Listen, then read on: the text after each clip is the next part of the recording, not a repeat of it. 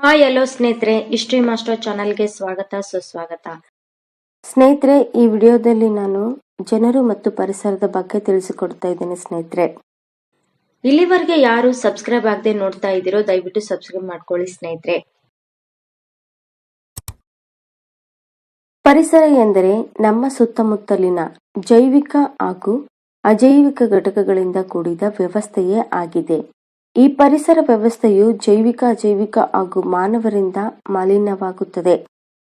ಪರಿಸರ ಮಾಲಿನ್ಯ ಎಂದರೆ ಪರಿಸರದಲ್ಲಿರುವ ನೀರು, ಭೂಮಿ, ಗಾಳಿ ಹಾಗೂ ಜೀವಮಂಡಲವನ್ನು ಒಳಗೊಂಡ ನಮ್ಮ ಸುತ್ತಮುತ್ತಲಿನ ಪರಿಸರವು ವಿಷಕಾರಕ ಹಾಗೂ ರಾಸಾಯನಿಕ ಅಂಶಗಳಿಂದ ಕಲುಷಿತವಾಗುವುದೇ ಪರಿಸರ ಮಾಲಿನ್ಯವಾಗಿದೆ.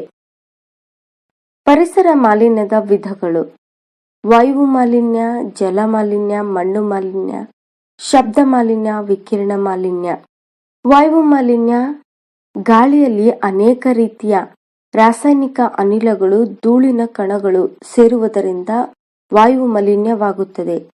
ವಾಯು ಮಾಲಿನ್ಯದ ಮೂಲಗಳನ್ನು ನೋಡೋದಾದ್ರೆ, ವಾಹನಗಳನ್ನು ಓಡಿಸುವುದರಿಂದ ಸಾರಜನಕ ಸಂಯುಕ್ತ ಮಾಲಿನ್ಯಕಾರಕಗಳು ಉಂಟಾಗುತ್ತವೆ. ಇದರ ಪರಿಣಾಮವಾಗಿ ಆಮ್ಲ ಮಳೆಯಾಗುತ್ತದೆ.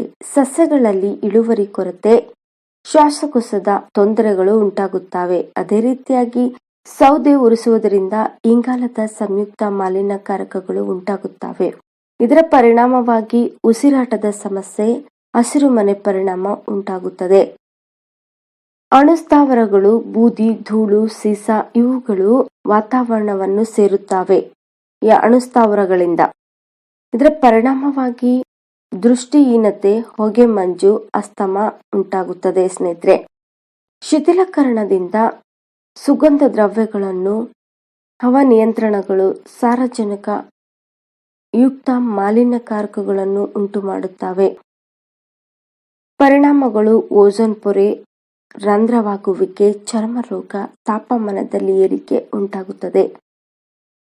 ವಿದ್ಯುತ್ ಸ್ಥಾವರ, ಜ್ವಾಲಾಮುಖಿಗಳು ಗಂಧಕದ ಸಂಯುಕ್ತಗಳನ್ನು ಉಂಟು ಮಾಡುತ್ತವೆ. ಪರಿಣಾಮವಾಗಿ ಉಸಿರಾಟದ ತೊಂದರೆ, ಸಸ್ಯಗಳಲ್ಲಿ ಪತ್ರಹರಿತ್ತಿನ ಕೊರತೆ, ಆಮ್ಲ ಮಳೆಯಾಗುತ್ತದೆ.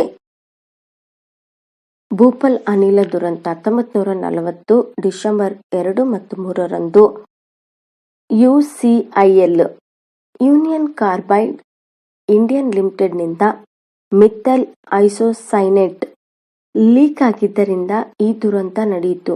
ಇದು ಜಗತ್ತಿನ ಅತಿ ಕೆಟ್ಟ ಕೈಗಾರಿಕಾ ದುರಂತ ಅಂತ ಕರೆಸಿಕೊಂಡಿದೆ.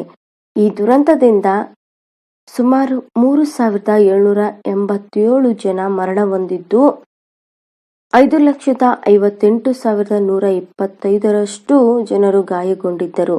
ಇದರ ಪರಿಣಾಮವಾಗಿ ಭಾರತ ಸರ್ಕಾರ ಮಾರ್ಚ್ ತಿಂಗಳಲ್ಲಿ 1985ರಲ್ಲಿ ಭೋಪಾಲ್ ಗ್ಯಾಸ್ ಕಾಯ್ದೆಯನ್ನು ಜಾರಿಗೆ ತಂದಿತ್ತು.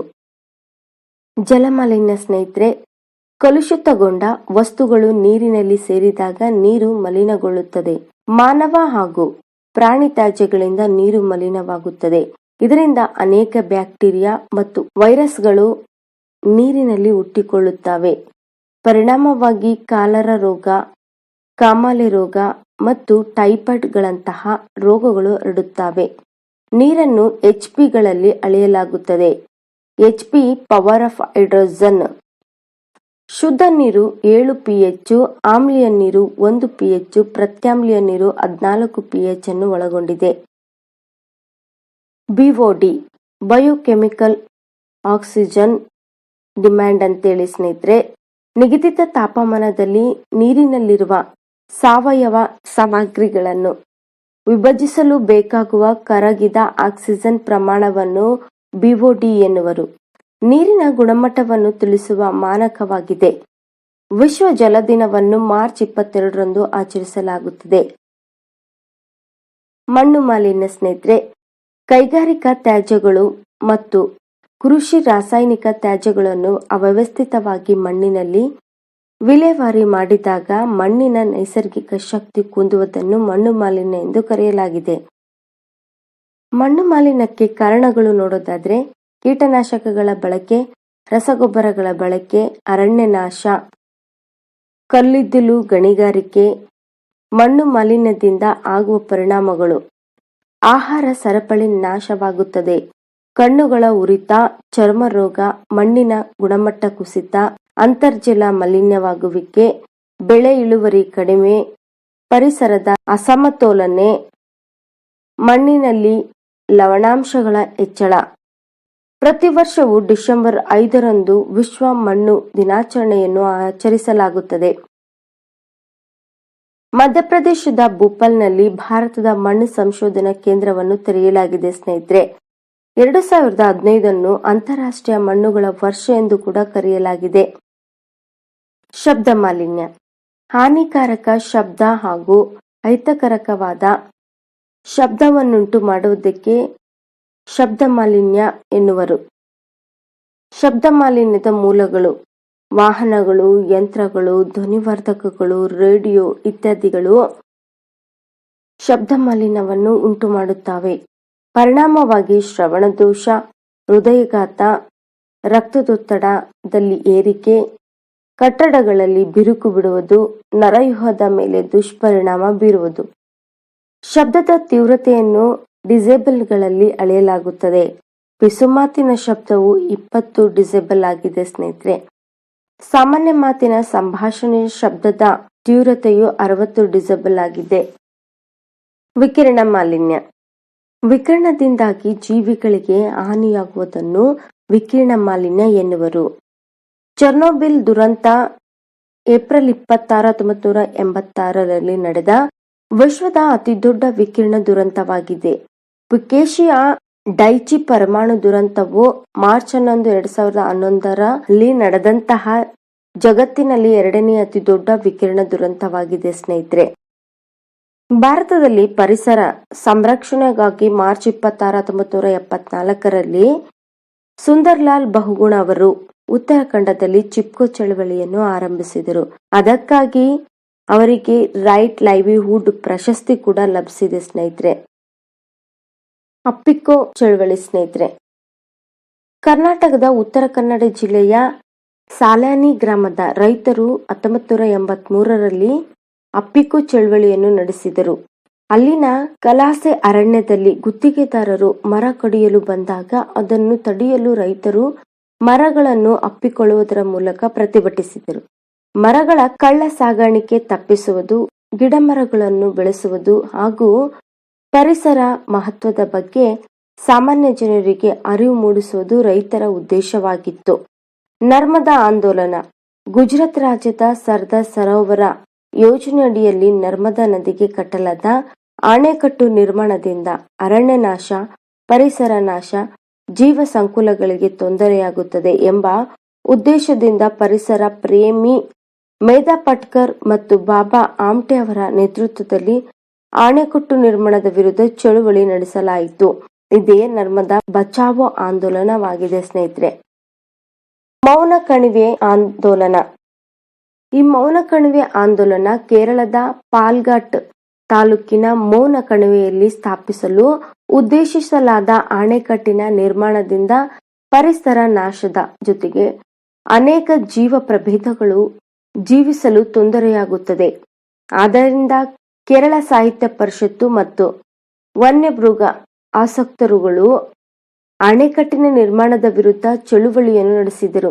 ಈ ಚಳುವಳಿ ಅನೇಕ ಜೀವ ಸಂಕುಲಗಳನ್ನು ಸಂರಕ್ಷಿಸುವಲ್ಲಿ ಯಶಸ್ವಿಯಾಯಿತು. ಕರ್ನಾಟಕ ಕರಾವಳಿ ತೀರದ ವಿವಿಧ ಸ್ಥಾವರಗಳ ವಿರೋಧಿ ಚಳುವಳಿ: ಕರ್ನಾಟಕದ ಕರಾವಳಿಯ ಮಂಗಳೂರಿನಲ್ಲಿ ಸ್ಥಾಪಿಸಲಾಗುತ್ತಿದ್ದ ತೈಲ ಕಾರ್ಯಾಗಾರದಿಂದ ಹೊರಬರುವ ರಾಸಾಯನಿಕ ಅಂಶಗಳಿಂದ ಪರಿಸರ ನಾಶವಾಗುತ್ತದೆ ಎಂದು ತಿಳಿದ ಪರಿಸರವಾದಿಗಳು ಮಂಗಳೂರು ರಿಫೈನರೀಸ್ ಮತ್ತು ಪೆಟ್ರೋಕೆಮಿಕಲ್ಸ್ ಲಿಮಿಟೆಡ್ (ಎಂಆರ್ಪಿಎಲ್) ವಿರುದ್ಧ ಚಳುವಳಿಯನ್ನು ನಡೆಸಿದರು. ಕೈಗಾ ವಿರೋಧಿ ಚಳವಳಿ: ಕರ್ನಾಟಕದ ಕಾರವಾರ ಜಿಲ್ಲೆಯ ಕೈಗಾದಲ್ಲಿ ಅಣು ವಿದ್ಯುತ್ ಉತ್ಪಾದನಾ ಕೇಂದ್ರವನ್ನು ಸ್ಥಾಪಿಸುವ ವಿರುದ್ಧ ಚಳುವಳಿಯನ್ನು ಡಾ. ಶಿವರಾಮ ಕಾರಂತರು ಮತ್ತು ಇತರ ಬುದ್ಧಿಜೀವಿಗಳು ನಡೆಸಿದರು. ಕೈಗಾ ಅಣುಶಕ್ತಿ ಸ್ಥಾವರ ಸ್ಥಾಪನೆಯಿಂದ ಅರಣ್ಯನಾಶ, ಅಣು ವಿಕಿರಣದಿಂದ ಪರಿಸರದ ಮಾಲಿನ್ಯ ಮುಂತಾದ ದುಷ್ಪರಿಣಾಮಗಳಿಂದ ಜೀವ ಪ್ರಭೇದಗಳ ಮೇಲೆ ಹಾನಿಕಾರಕ ಪರಿಣಾಮ ಉಂಟಾಗುತ್ತವೆ ಎಂಬ ಉದ್ದೇಶಗಳಿಂದ ಕೈಗ ವಿರೋಧಿ ಚಳವಳಿಯನ್ನು ನಡೆಸಲಾಯಿತು.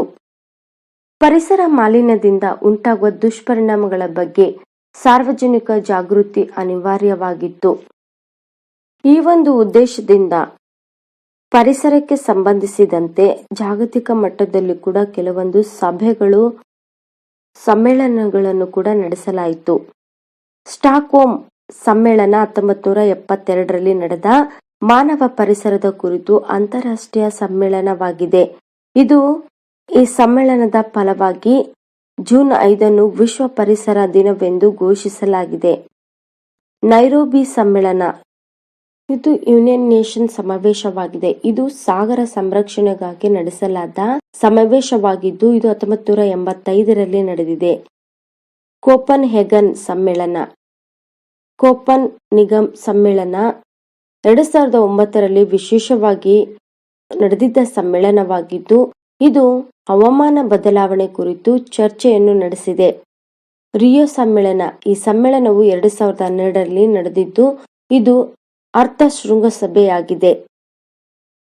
ಸ್ನೇಹಿತರೆ, ಇಲ್ಲಿವರೆಗೆ ಜನರ ಮತ್ತು ಪರಿಸರದ ಬಗ್ಗೆ ತಿಳಿಸಿಕೊಟ್ಟಿದ್ದೇನೆ. ಸ್ನೇಹಿತರೆ, ಈ ವಿಡಿಯೋ ನಿಮಗೆ ಇಷ್ಟ ಆಗಿದ್ರೆ ಲೈಕ್ ಮಾಡಿ, ಶೇರ್ ಮಾಡಿ, ಸಬ್ಸ್ಕ್ರೈಬ್ ಆಗಿ. ಸ್ನೇಹಿತರೆ, ಮುಂದಿನ ವಿಡಿಯೋದಲ್ಲಿ ಮತ್ತೊಂದು ವಿಷಯದೊಂದಿಗೆ ಬರುತ್ತೇನೆ. ಸ್ನೇಹಿತರೆ, ಥ್ಯಾಂಕ್ ಯು.